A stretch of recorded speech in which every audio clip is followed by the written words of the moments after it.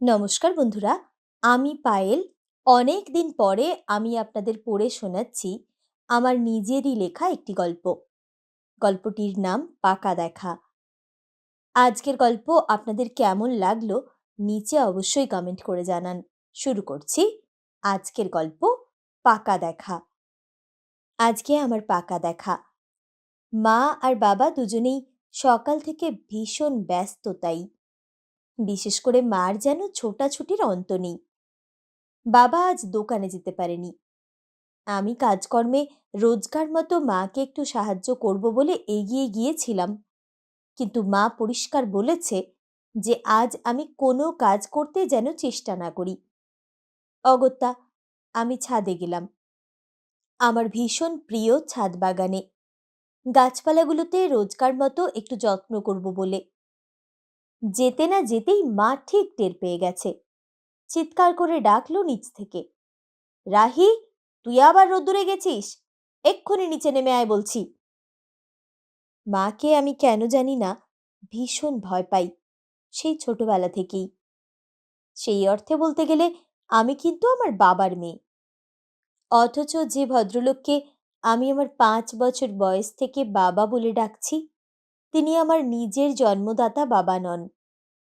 আচ্ছা, জন্ম দিলে কি বাবার সাথে আমার সম্পর্ক আরো গভীর হতো? না, আমার কিন্তু তা মনে হয় না। আমার বাবার চেয়ে বেশি ভালো আমাকে কেউ বাসে কি? এমনকি মায়ের নিজের মেয়ে হলেও আমি মাকে সব কথা মন খুলে কেন বলতে পারি না? অথবা মাহি বাবার নিজের মেয়ে হলেও কোথাও যেন আমি বাবার বেশি কাছের। নিজের বাবাকে আমি ঠিকমতো মনেই করতে পারি না। মা বাবা আলাদা হয়ে যাওয়ার পর প্রায় বছর তিনেক আমরা মামা বাড়িতে ছিলাম। তারপর দাদু আবার মায়ের বিয়ে দেন আমার এখনকার বাবার সাথে। না না, ভুল বললাম, আমার একমাত্র বাবার সাথে।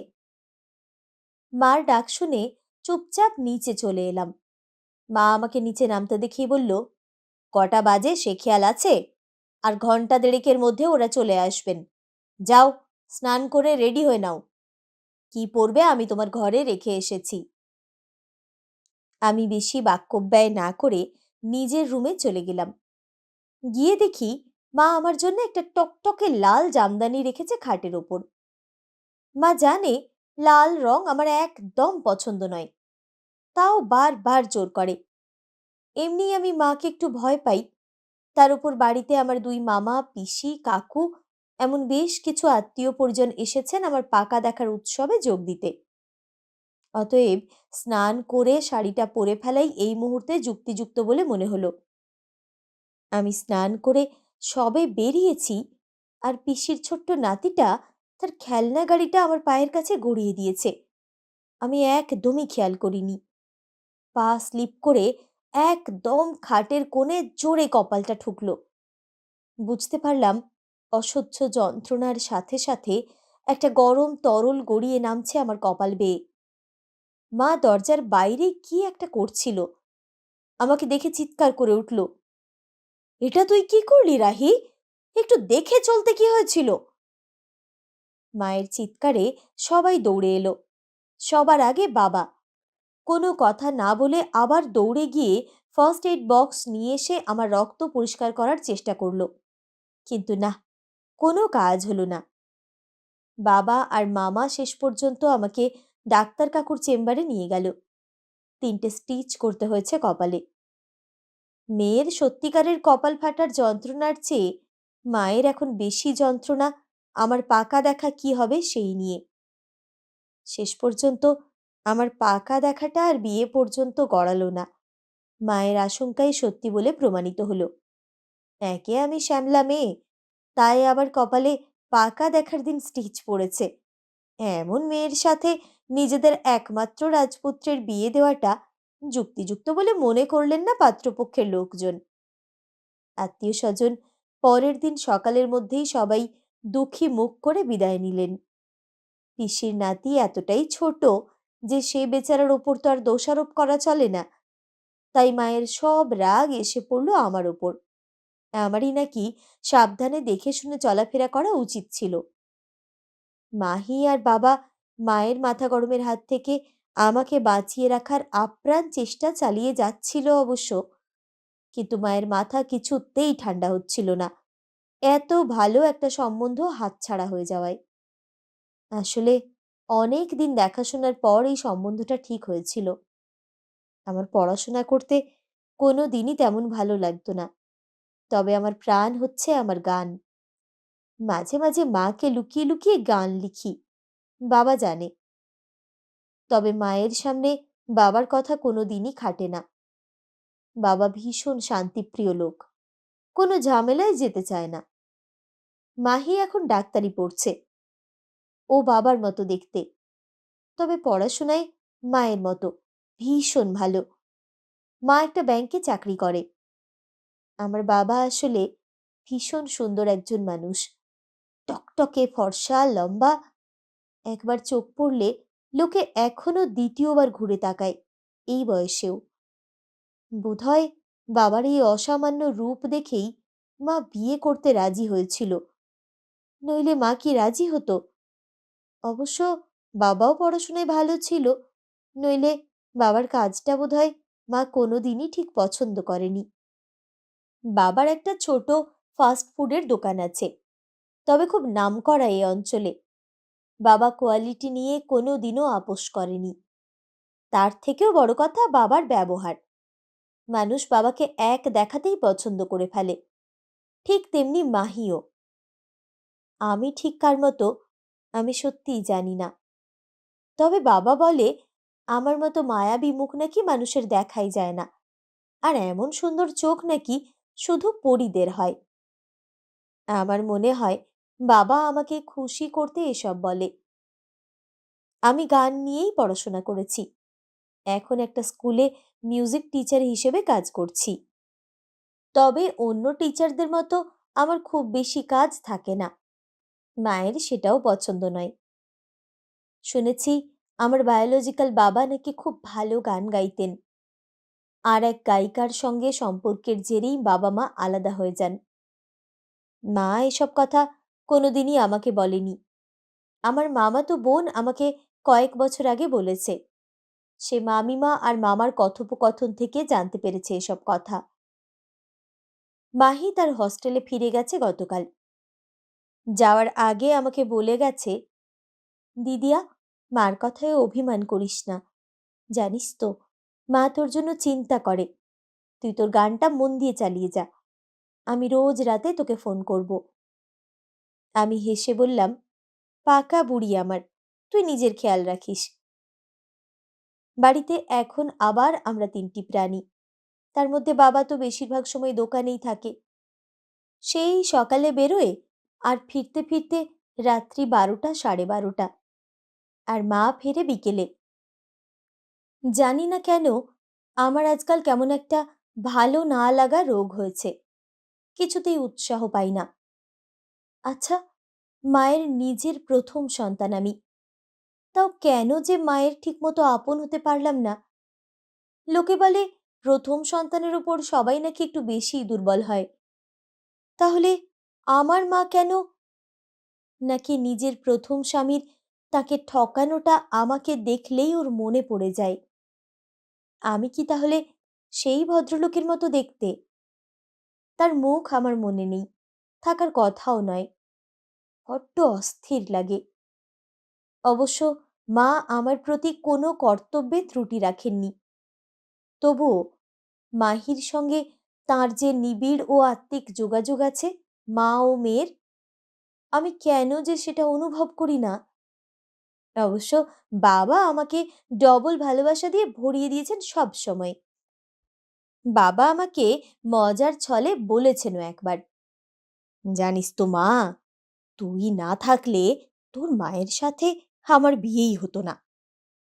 তোকে প্রথম দেখেই আমার মনে হয়েছিল এ তো আমারই মেয়ে, কোথায় হারিয়েছিল এতদিন। আমি নাকি ছোটবেলায় বাড়ি থেকে পালিয়ে আমার বাবাকে খুঁজতে গিয়েছিলাম। দৌড়ে রাস্তা পার হতে যাচ্ছিলাম, বাবা আমাকে ধরে ফেলেন এবং তারপর বাড়িতে ফিরিয়ে নিয়ে যান। ততক্ষণে মামা বাড়িতে সবাই দৌড়োদৌড়ি থানা পুলিশ আরম্ভ করেছিলেন। বাবা বলে মা নাকি আমায় ফিরে পেয়ে পাগলের মতো কেঁদেছিলেন। মায়ের নাকি সেদিন রাতে টেনশনে ধুম জ্বর এসেছিল। কেন যে মায়ের সেই আবেগ আমি আর নিজের জন্য দেখতে পাই না কে জানে। আমার এখনকার এই মন খারাপের ফেজটা বাবা বুঝতে পেরেছিল। আমাকে তাই কিছুতেই একা ছাড়তে চাইছিল না।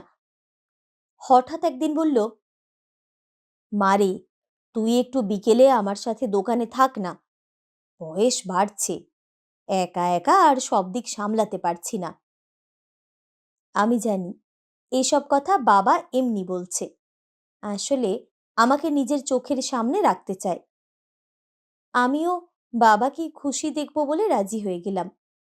বাবার সাথে থাকলে কোথা দিয়ে যে সময় পেরিয়ে যায় বুঝতেই পারি না। কিন্তু মা আমাদের এই সিদ্ধান্তে আরো ক্ষেপে গেল, খুব চোটপাট করলো বাবার ওপর। বাবা চিরদিনই ঠান্ডা মাথার লোক, মার সিদ্ধান্তে খুব একটা প্রতিবাদ করে না। কিন্তু আজ শুনতে পেলাম মার মুখের ওপর স্পষ্ট গলায় উচ্চারণ করল, রাহির একটু চেঞ্জের দরকার। ও বোধহয় তোমার থেকেও বেশি আমার মেয়ে।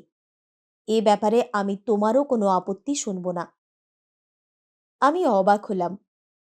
মায়ের যথেষ্ট অনিচ্ছে সত্ত্বেও মা বাবাকে আর কিছুই বলল না, শুধু বলল, বেশ, তোমরা বাবা আর মেয়ে মিলে যা ইচ্ছে করো, আমি আর কোনো কথা বলবো না। এরপর প্রায় ৮ মাস কেটে গেছে। আমিও বাবার সাথে কাজ করতে খুব আনন্দ পাচ্ছিলাম।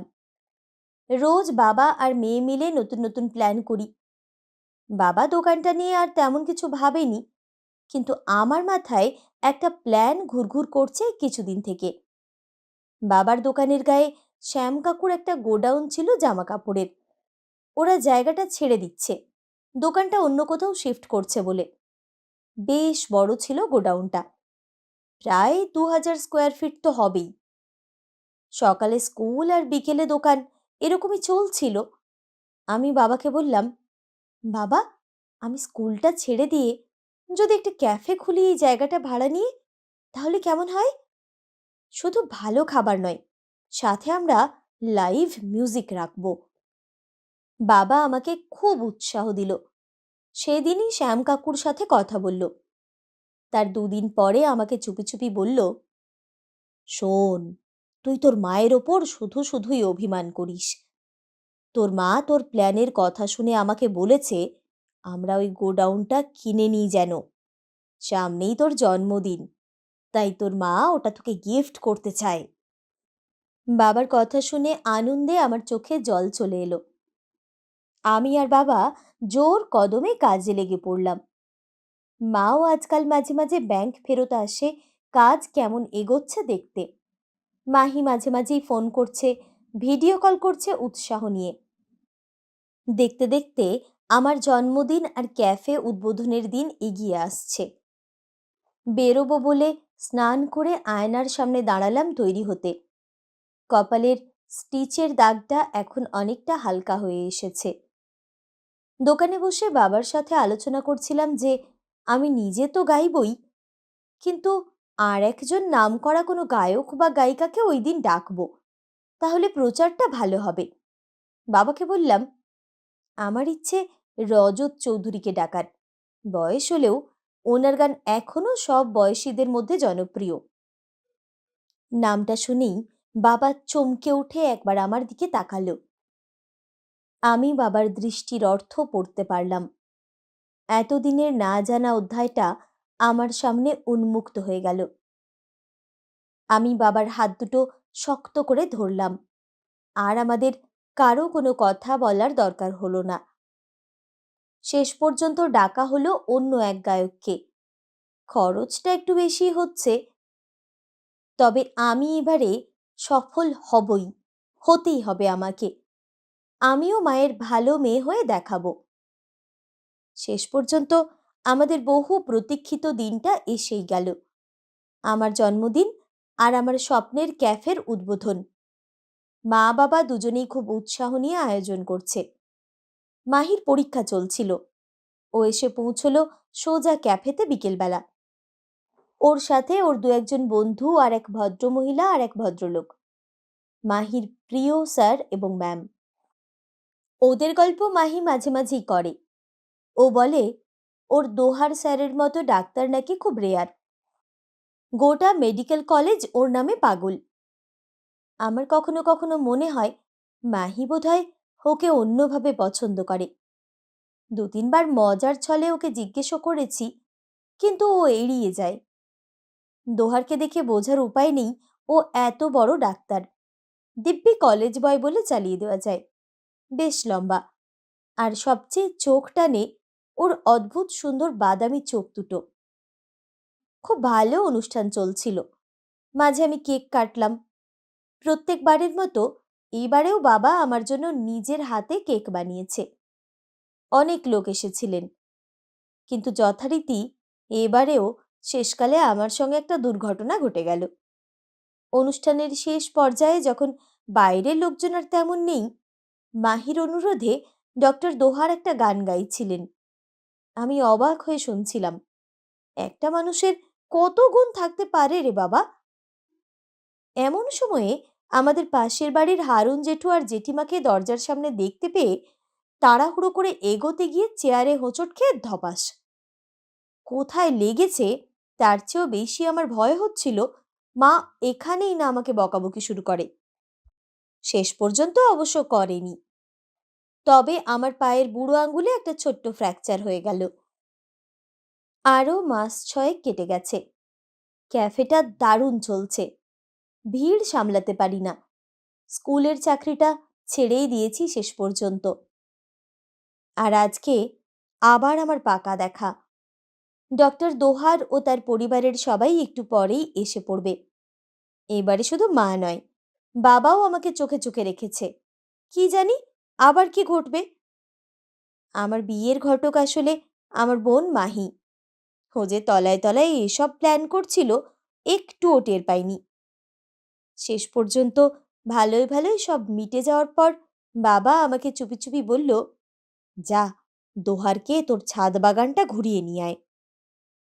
ওর সাথে বেশ কয়েকবার কথা হয়েছে, তবে সেটা ফোনে।